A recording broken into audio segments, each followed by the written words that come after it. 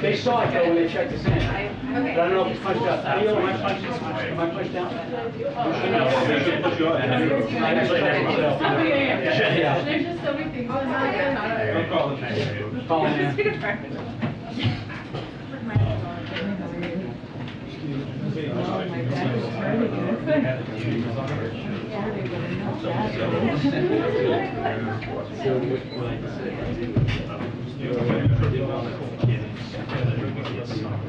Right.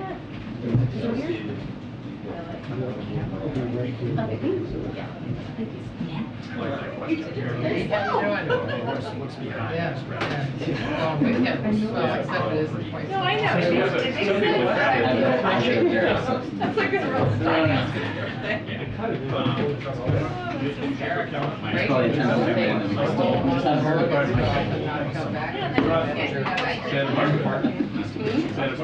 Yeah, right. And chocolate. Yeah. Make Paris. And I go and take a couple of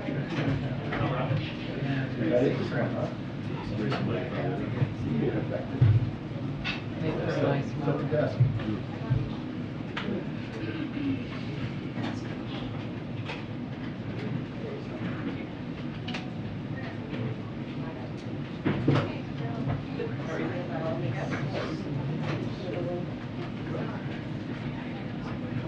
Yep.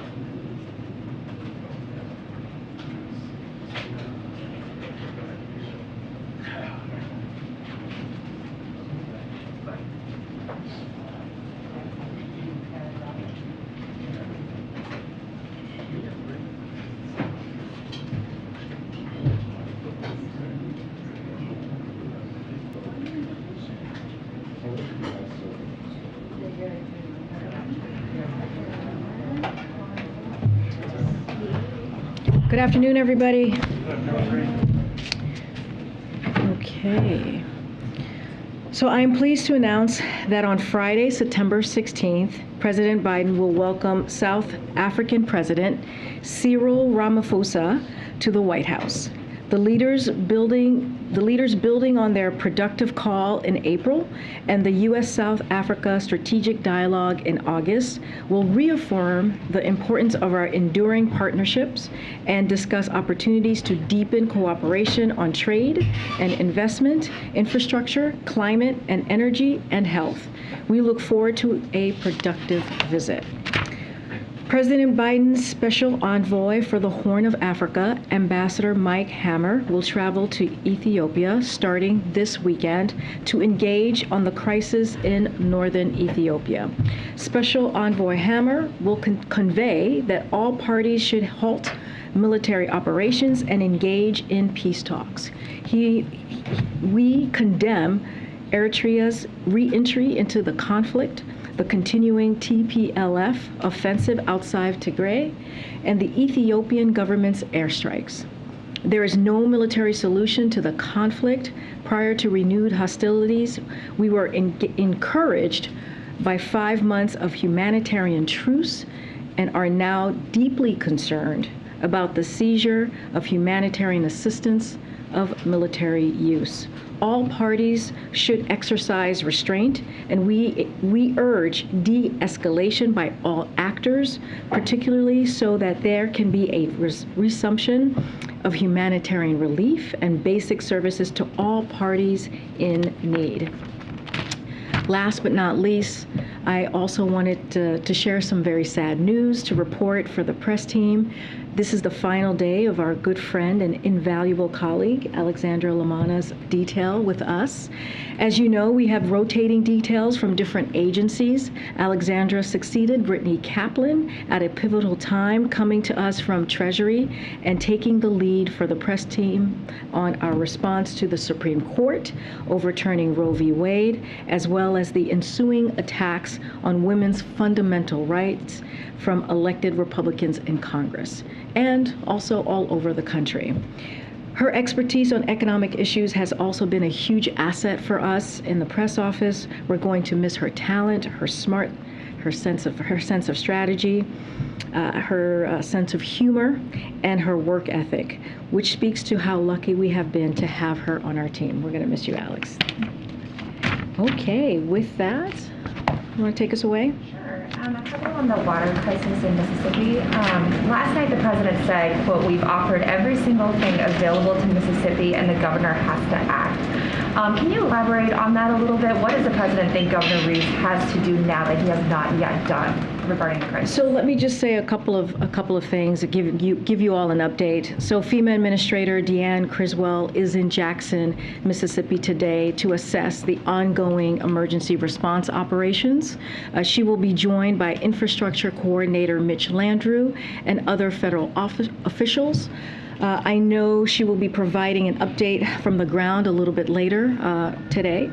FEMA, EPA, and the U.S. Army Corps of Engineers continue to deploy personnel to support the state's emergency response and identify longer-term solutions to improve the infrastructure. As far as water distribution goes, I know some folks had questions about that. FEMA has a number of personnel on site in the State Emergency Operations Center and is coordinating with the Mississippi Emergency Management Team to ensure that everyone has access to water. As you know, the president took immediate action to approve the governor's emergency declaration request and directed his team to surge assistance to Mississippi. The president and the vice president both spoke with the mayor of Jackson this week, and that's the update of where we are. Again, we are determined to continue to provide all of the needed assistance for the people of the state of Mississippi and specifically for the people of Jackson as they go through this really tough time on the ground. So we're going to continue to do the work.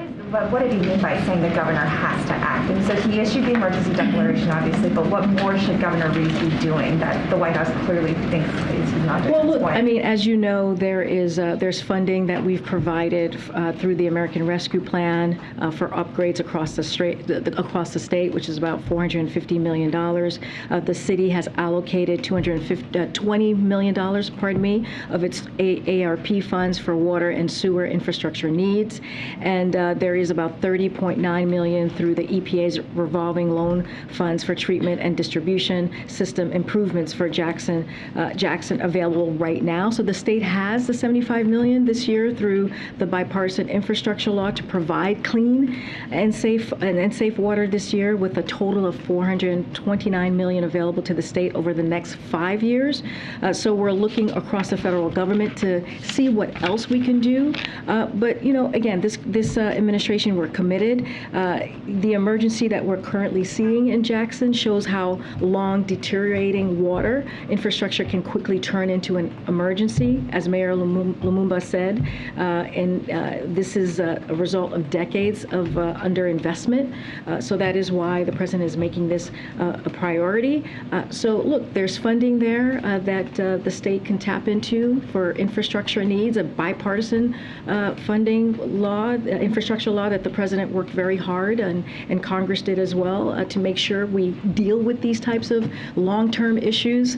And so we think that, that should be happening. That should be moving forward. Can you talk about why the president has not spoken directly with Governor Reeves at this point? You mentioned he's spoken with the mayor, so has the vice president, but why is that communication between President Biden and Governor Reeves not happened at this point? I mean, look, as I said, the FEMA administrator spoke to the governor this week, and the president has spoken to the mayor of Jackson.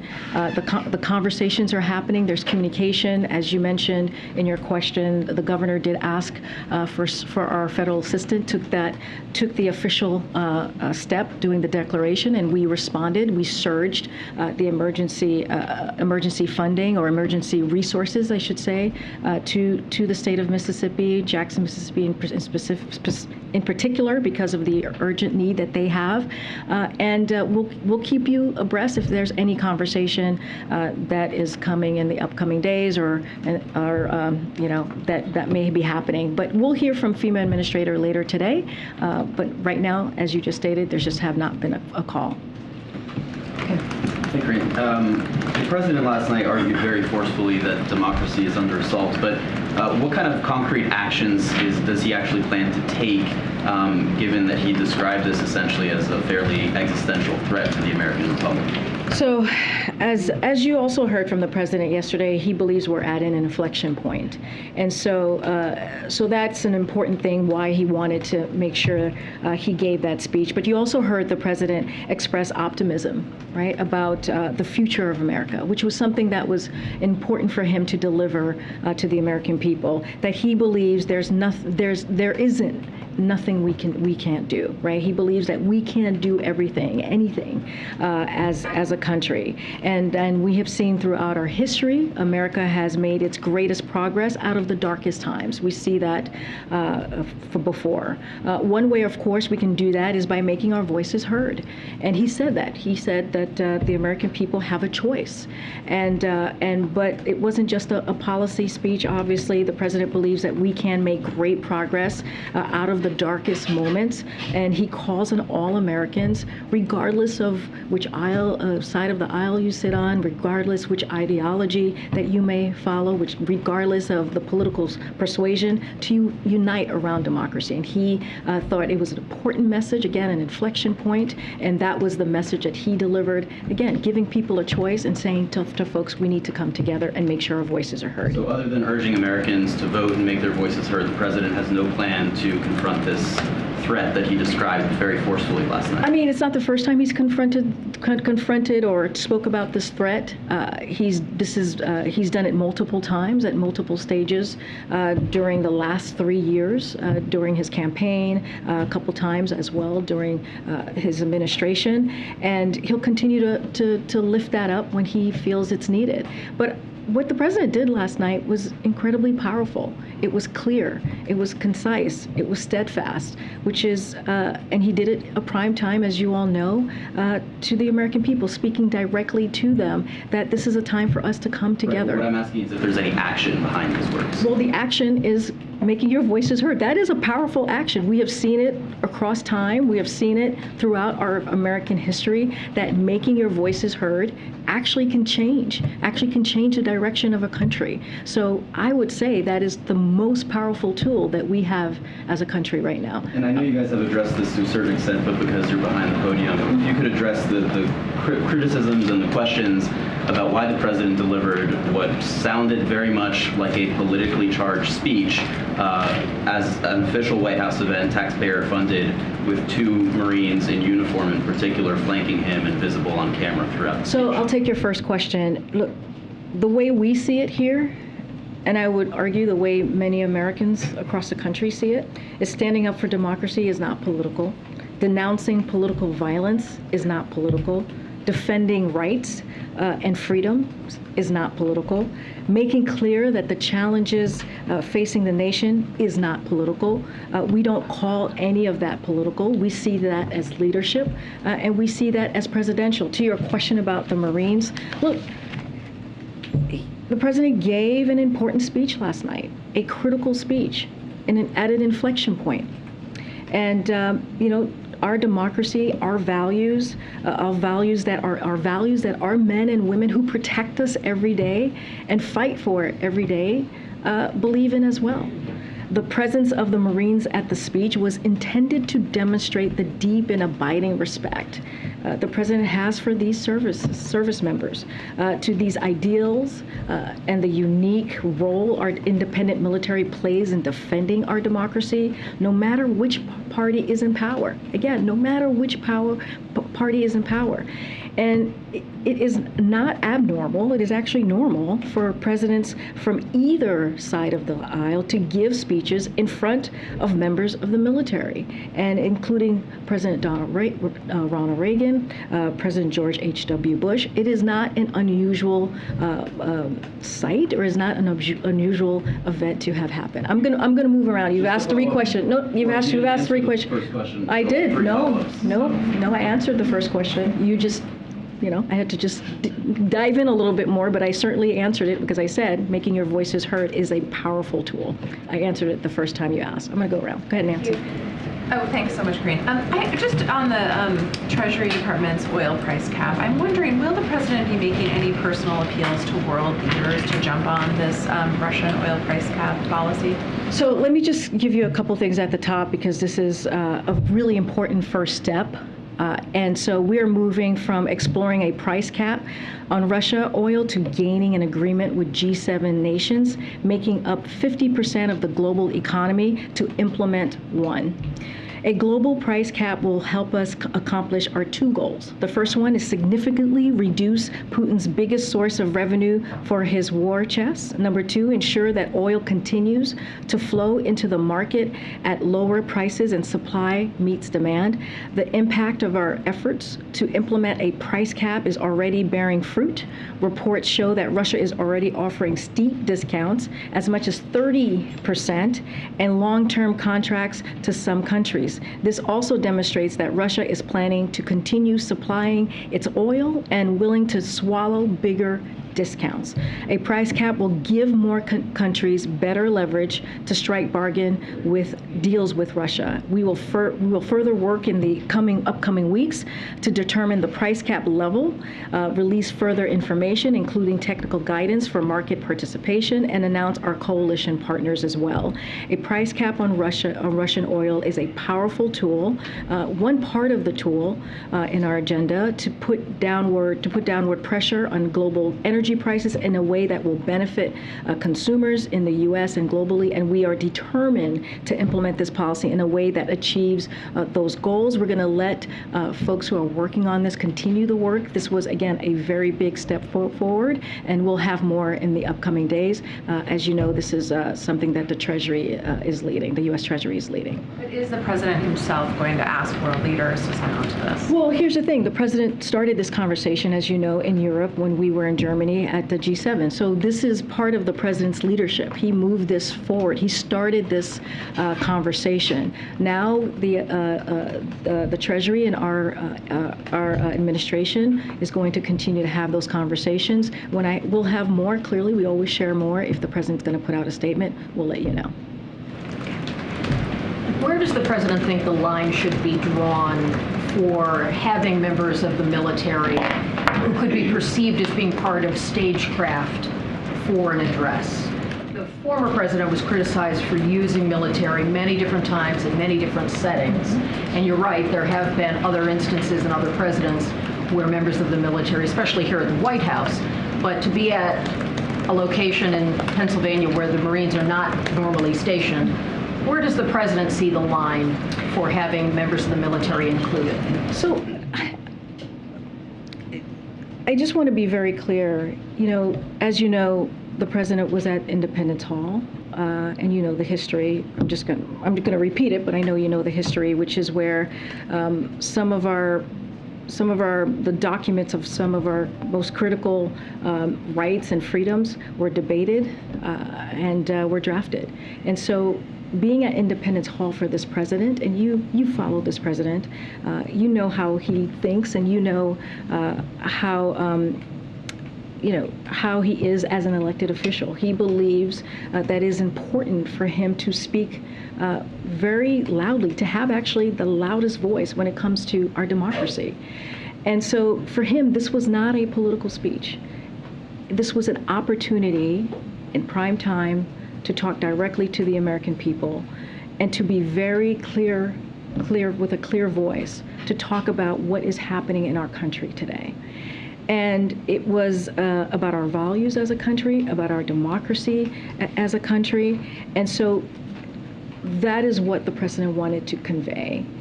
And he believes the men and women who wear the uniform and protect us every day, protect this country every day, that's what they fight for as well.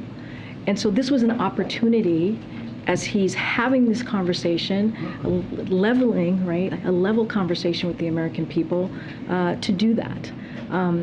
So just want to, that's really the best way that I can explain how the president was thinking about this last night.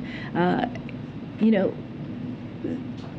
when it comes to, when it comes to the soul of the nation, this is something that the president has talked about, as I mentioned, for years. He has seen where we are headed as a country. He has been concerned where our democracy is going.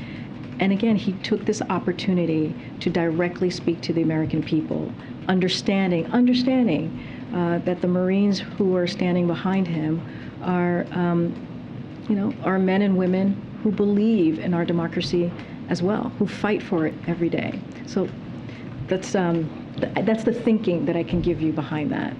On the Mississippi issue, briefly, just following up on the other question, is there some tension between the president and Governor Reeves? Because this is obviously an ongoing health concern, day-to-day lifestyle concern, a real crisis for people in Mississippi. And the president seemed to be pointed in his comments. There hasn't been leader-to-leader direct communication. Is something getting in the way of the president and the governor speaking to each other? And is that necessary to further any assistance or progress on this issue? I mean, look, it's not necessary to further any progress in this situation. FEMA director is on the ground today, who is part of the agencies that, if anything, leads the effort when it comes to natural disasters that we're seeing. In this case, it is an infrastructure issue that we're seeing in Jackson, Mississippi, and we're also going to have we have EPA officials on the ground as well. So it's not necessary to have a leader conversation. The federal government is going to do its job because of the president has put. Typical when there's a crisis in a state, regardless of party, regardless of personal relationships. Regardless of party, you're absolutely right. We've gone to Republican other Republican governors who are in a state and have delivered emergency assistance many times, sadly, during these last 18 months. Because been attempted and not been welcomed? No, I don't have a call to preview. I don't have a call to read out to you at this time. I can tell you that regardless of a call, the president, as I just laid out with an update, is determined to help the people of Mississippi, in particular the people of Jackson, as they're dealing with this incredibly tough time. We have provided funding through bipartisan infrastructure law. We have provided funding through the American Rescue Plan that is going to, we believe, start the process of really dealing with an infrastructure issue that exists in Jackson, Mississippi. And we have said, I was asked about this yesterday, we are looking at all options to ensure that the people of Jackson have access to clean, safe drinking water. So that work is going to continue regardless if there is a call or not. Because the president, he says this all the time. You've heard him say this. He's the president for all Americans, and he's going to make sure that we do everything that we can for the people in Mississippi. Okay, go ahead. Yeah. Thank you, Karine. I have a question about Jackson, and then also just following up on the speech yesterday. First with Jackson. So FEMA has, you've talked a lot about the infrastructure funding. FEMA basically has 2 climate resilience programs that received a boost from that infrastructure bill, one of them being BRIC. Jackson hasn't in the past 2 years filed applications for that program, still hasn't now. Has the administration asked the state whether or not those applications were blocked, or just asked why those applications haven't gone through yet? So I'll say this, that is a question for FEMA. The FEMA director is going to be on the ground today and I'm sure those many conversations will come up about ways that we can help the city of Jackson. You all going to hear from her directly today, so I will leave it to her to answer that specific question, because you're asking about a specific program that I clearly don't have any information on it at this time. But the FEMA director, Director Criswell, is very good at her job. We have seen what she's been able to make happen over the last 19 months, and so we have confidence that she will get to the bottom and be as helpful as she can be, as we can be on the ground. More broadly, just these smaller, poorer communities tend to not be able to hire the staff, don't have the infrastructure to actually navigate through this climate resilience system and get federal funding often. Years show this, when you go back and look at reporting as well. So I wonder what actual kind of stick does the administration have to, since so much of the power is with the states, that this funding actually gets to communities that need it after this? So I spoke to this a little bit yesterday, and I'll talk about it now. We have put a real emphasis on making it easier for state and local government to access the federal savings, because when we talk about the president's economic plan, when we talk about lifting people from the bottom up and out, it has that in the middle of it, equity, and you saw that in his response to his COVID response, making sure that equity was at the center of that, and everything that you see from the American Rescue Plan, from the bipartisan infrastructure law, for everything that we have dealt with as we talk about the economy, we want to make sure we do not leave anybody behind. And so one of the reasons we've asked every state to appoint a state infrastructure coordinator to help streamline communications and information flow. So one of the other administration officials who's on the ground is Mitch Landrieu, who runs that team.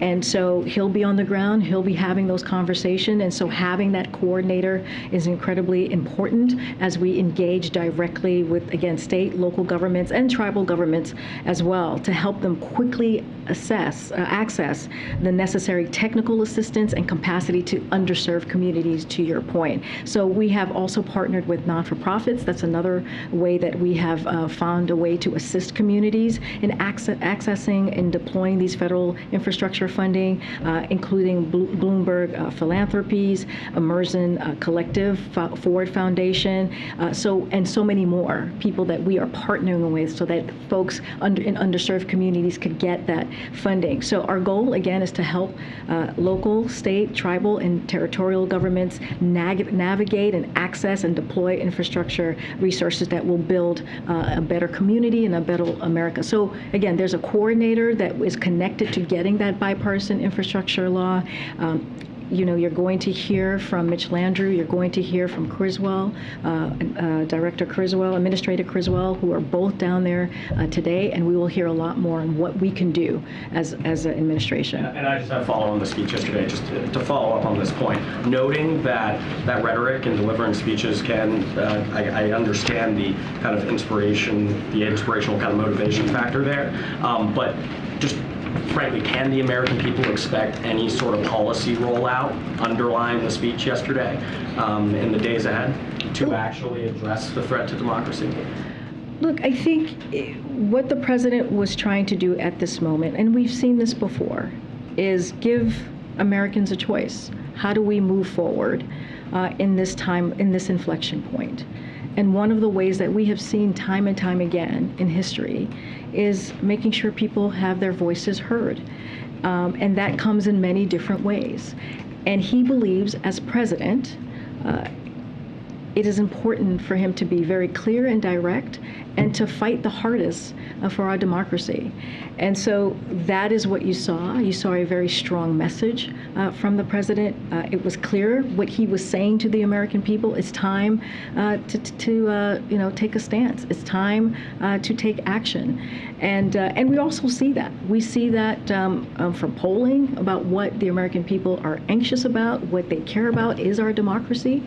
So it is not unusual. It is something that we have seen over the last several weeks. And so the president's going to continue to have those conversations, and he's going to continue to make sure that he makes that clear. Well, what's the administration's action besides telling people to go vote?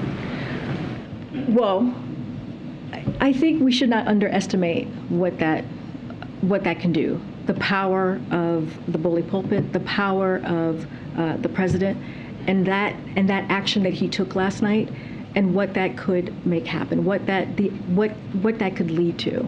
And we've seen that in the past. This is not unusual, right, to have a speech like this and to encourage people to act, to send a message so that so that the American people understand what is happening in this country. And so again, the presidency believes that it is his job to level with the American people about threats he sees to our nation and our values, and that's what you heard from him last night. And we believe it indeed resonated.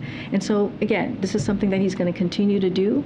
It is a powerful message that was delivered by the president. I'm going to continue. Go ahead, Joey. Yeah, thank you, Karine. Isn't the speech in which the president concludes by saying vote, vote, vote inherently political? He wasn't referring to voting for any candidates. He wasn't saying vote for Dr. Oz. He was saying vote to reject the MAGA forces. I mean, isn't that a political speech?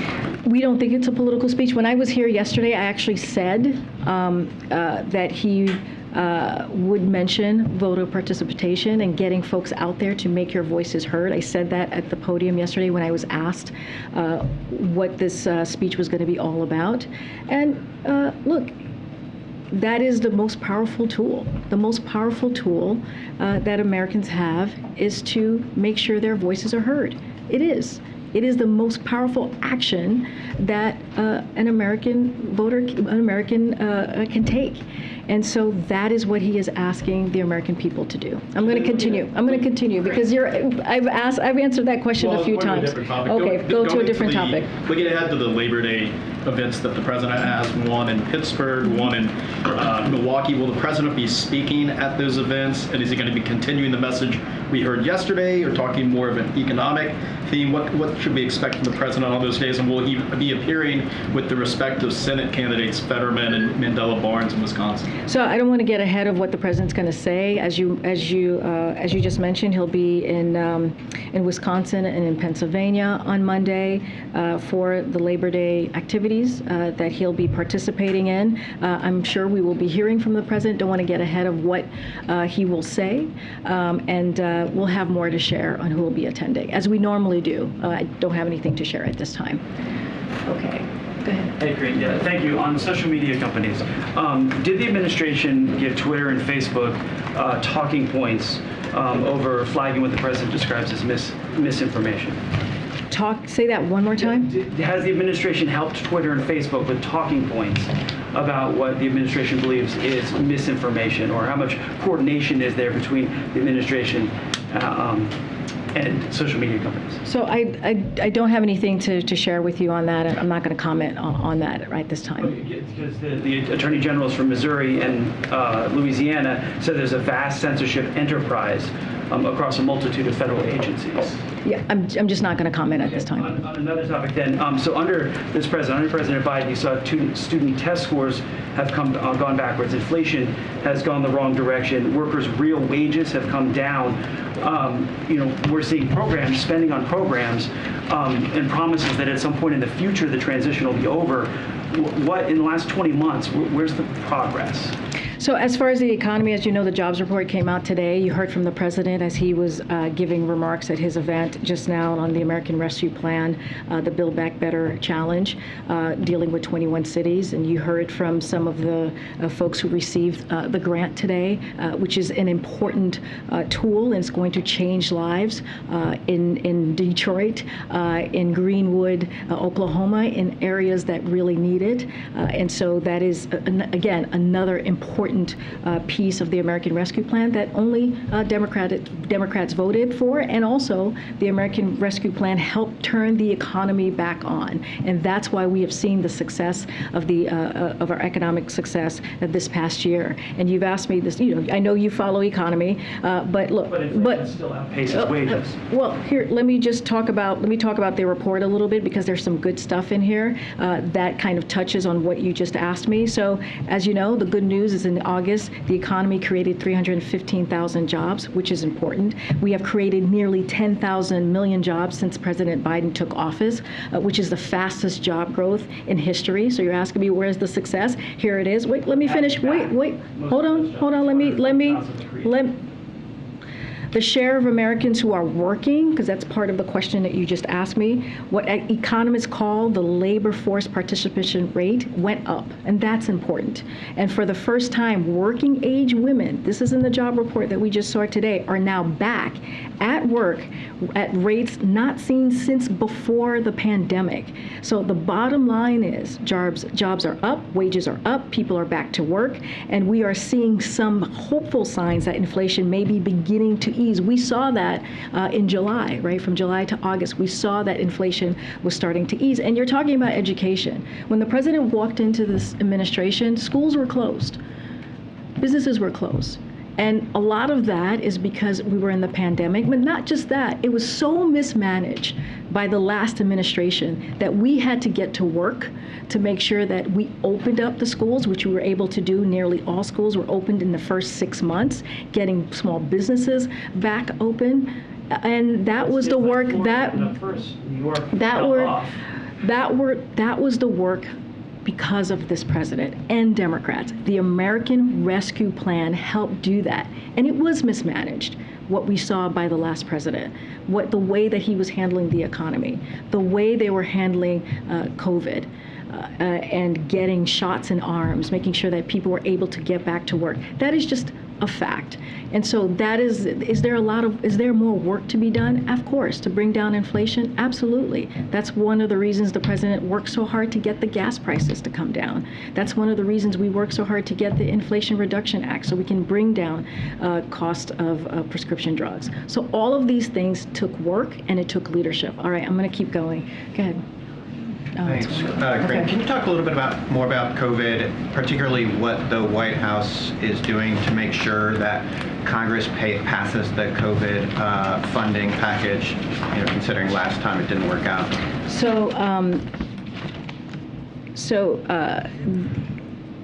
So as you know, there remains a pressing need for additional funding for our COVID-19 response. In March, to your point, we requested that Congress provide supplemental COVID-19 funding and repeatedly warned that without congressional action, we would be forced to make difficult trade-offs and reallocate existing funding to meet pressing needs. That is precisely what happened the most recently. For example, because of congressional inaction, the lack of additional funding has prevented us from adequately replenishing our national stockpile.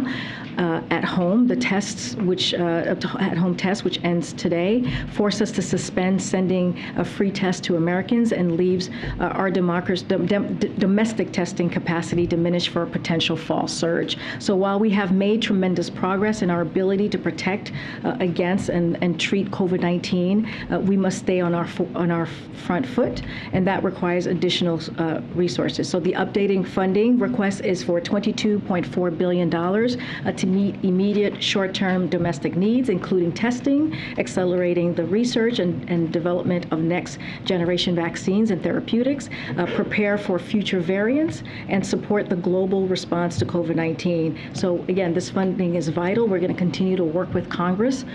We feel that we have some time to make that happen. And so that is, in order to continue our progress and build on our progress, we're going to continue to fight for that funding. Do you know that the White House is kind of doing differently to try to kind of change the outcome? I mean, what makes you think that there will be a different outcome? So we think that there is, like last year, we were confident that Congress can reach a funding agreement, just like we did last year.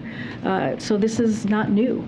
And but with 1 month until the end of the fiscal year, it's clear that Congress will first need to pass a short-term continuing resolution administration to keep the federal government running and provide the time needed to reach an agreement on a full year funding bill. So we did it last year, and so we're confident that Congress can do it again. Go ahead, Steve. Hi, Karine. At this hour, there's a report that Gina McCarthy, the president's climate advisor, is stepping down. Is there anything more you can tell us about that? Yes, she is stepping down. Gina is indeed leaving us. She, as you know, has been a leader in what we have seen as one of the largest investment in dealing with climate change. She is not the first time that she's been in an administration, and we are very sad to lose her. We will have more to share, I'm sure, in the upcoming hours. But just to give a little bit of Gina, she's a public service, has extended decades across local and state and federal government, including as EPA administrator in the Obama-Biden administration. And she returned to public service recognizing the unique moment and eager to support the president at the beginning of this administration, especially as she sought to launch the first ever climate policy office and 21 plus agency task force to advance a whole of government approach to the climate crisis. And so we'll have more to share, but yes, that is something that I can confirm. I want to ask you about something else. Yesterday, the Defense Department released a pretty disturbing report on the number of sexual assault incidents in the military. This report indicated an increase in particularly female service members who said that they experienced an unwanted sexual contact, and a decrease in the women who say that they trust the system to protect their privacy, trust the system to ensure their safety, and trust the system to treat them with dignity and respect. Has the president been presented with this report, and does he have confidence in the Defense Department's leadership to address these concerns? So I can tell you that the president, this is a priority for the president. As you know, you've heard from him about this before. One sexual assault is one too many, and the president has been clear about making sure we implement real change to rid our ranks of this crime.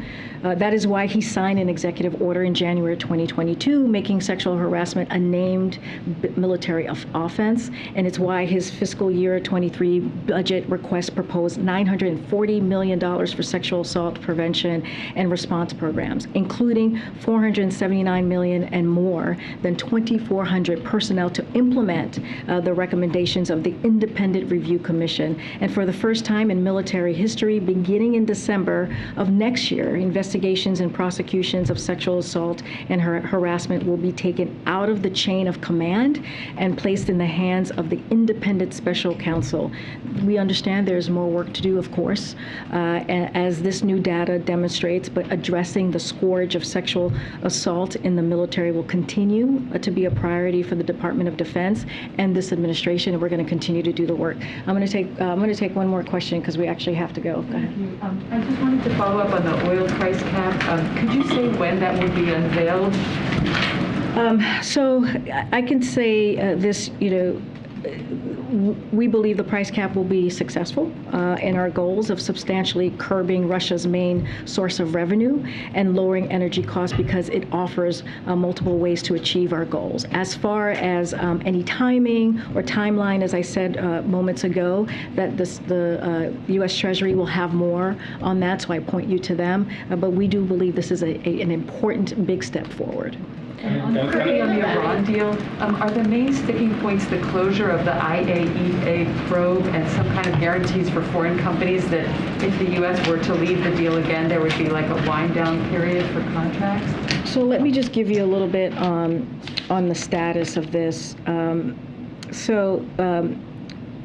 We have taken deliberate and principled approach to these negotiations from the start.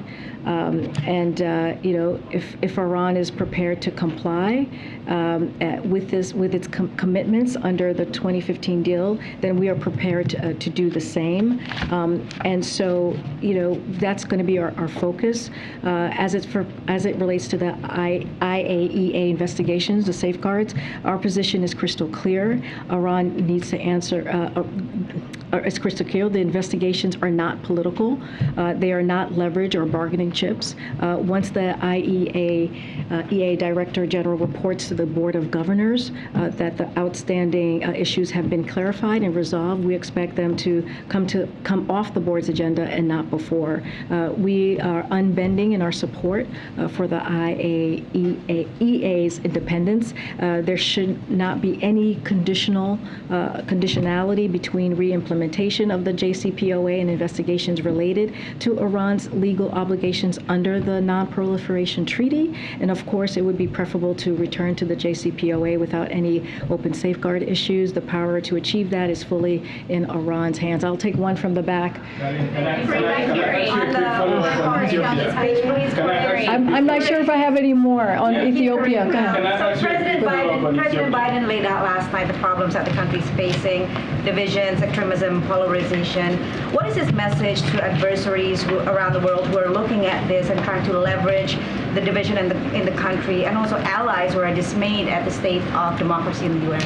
So it's the same message he has sent to the world since before January 6th about sacrosanct democratic norms and the importance of standing up for democracy as authoritarianism rises around the world. And so the same message, nothing is new. This is opposite of partisan and about values, much bigger, much higher than that. And that's him working to strengthen democracy in the world. That's what he's going to continue to do. Thanks, everybody. I gotta go. Behind him. You take the question from the back.